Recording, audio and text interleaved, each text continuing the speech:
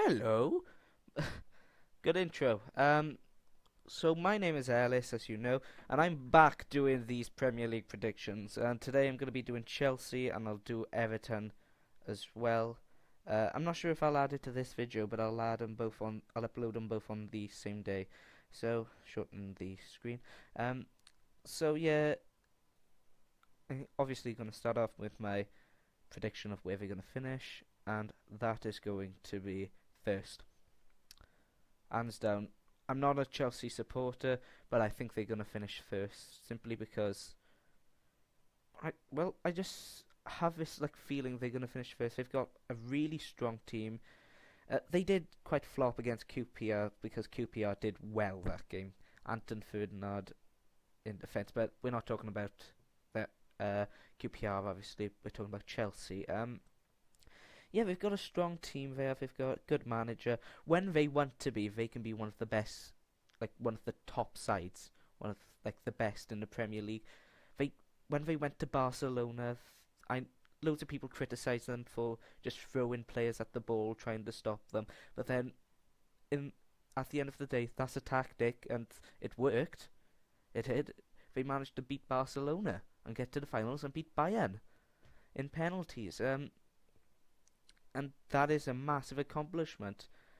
And so we'll go back more on to talking about that in a couple of seconds. So I'm going to talk about the transfers now, the major transfers they have done, and we all know the biggest transfer for, well, either the first or second, I would say this is, of the whole transfer window would be Eden Hazard. Or Eden Hazard, I'm not Hazard, not sure how you pronounce his name. A few different commentators pronounce his name, different pundits. Anyway, I think it was 37 million they signed him for, something like, I don't know, something around that I heard. I think it was about that. And what a buy! I forgot to say, he, he's not a greedy player. You can obviously say that by the goal against, I think it was Reading, where he passed when he could have just scored that easily, and he passed it. That shows that he's not a greedy player, which is good for Chelsea, a man who can actually make the goals. Um, they've, I think he's a great asset to the team, and I think he's going to be one of the main players, not just for Chelsea, of the Premier League this season. Um, Another player, Oscar. I haven't seen him play much, so I can't really say, but I think he will be a good player now, and maybe in the future he might die down. But you never know. He could be actually one of Chelsea's biggest players. He could actually be a massive impact at the club. Um, Now they have also brought in Thorgan Hazard, and you might be thinking that, well, a lot of people when they saw this they thought, why, basically. But apparently he's got the potential to be as good as his brother, which is a good buy. I know they've sent him out on loan to get a bit more experience. But I think because Thorgan's there now, he can look up to his brother as some sort of idol again, and that can be used as influence for him to become exactly like his brother, which is quite good.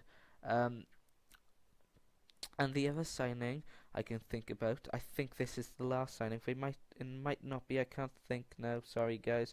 Um, it is Victor Moses, who played against QPR on the weekend, and apparently he was quite good. But Victor Moses, I think that was quite a shock signing for me, to be honest. I thought he would go stay at Wigan or go to a different club, but I think that's a great asset to the team. I think it's brilliant that he's come in. I think he's going to be a good player, to be honest. Now, but the departures, Essien is the biggest one. Now, I was shocked that Essien started last night against for Real Madrid, because I thought that Real Madrid had a handful of players that were better quality than Essien, but Essien showed last night that he is still one of the top midfielders in the world. He, um, so I think that's going to be a great loss for Chelsea, putting him out on loan. I think they should have kept him, to be honest. And I'm quite cheesed off at the fact that Arsenal were going to go in for a loan offer, and that Di Matteo turned around and said no because they're a rival club, which is fair enough in itself, but I'm quite cheesed off at the fact that they left it till the last moment to tell. Um, and the other players who have departed. It's I think it's Kalu who's departed now, or Malouda, one of them, gone to Lille. Uh, I don't think that's going to be a massive impact because they were good players, but I don't think like they're going to be too badly missed. And yeah, I can't think of any other players who have left on permanent basis now. Um, anyway, talk about like the strengths in the squad and stuff, and I think one of the main players this year is going to be Ryan Bertrand because he showed how good he was back last season in the Champions League final. He was good. I like Ryan Bertrand. I think he's going to be one of. I think he is going to be one of England's next top players. I think. Um, I also believe that the main player on their team is going to be Hazard or probably Torres because I think Torres has the chance of coming back now, and I think he'll do quite good. To be honest, yeah, I think Torres is going to come back and he's going to just score a bag full of goals this season. And I think by the end of this year, next year, he might consider like settling down with the club, staying there, and he'll become one of the top players. But why I think Chelsea are gonna finish first? I just think they have. I think it's their time again to get it. I think they've got the right manager, Di Matteo. I think they've got the right team. I think the biggest flop they've done was against Man City so far. They could have easily won that game, but they just let their guard down in the second half.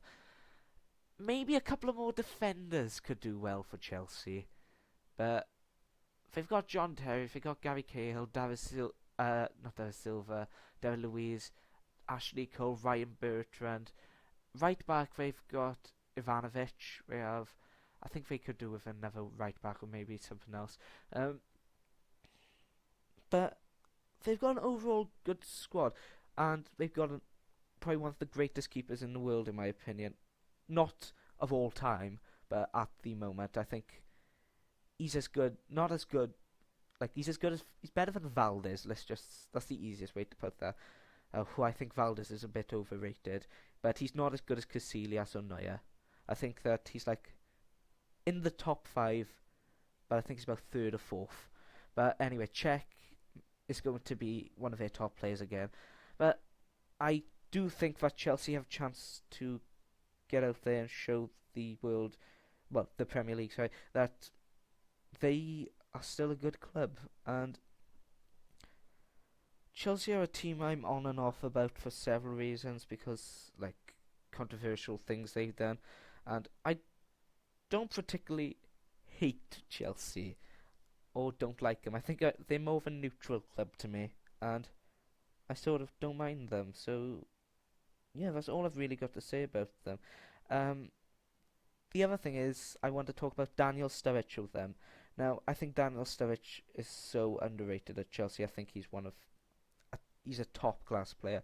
I think he should be getting more games. I think if they do, he will become one of the top strikers in England, for England as well, because he has shown that he's a good player. So yeah, that's all I really want to talk about Chelsea. I'll bring my Everton up one soon. So thanks for watching, guys. Tra.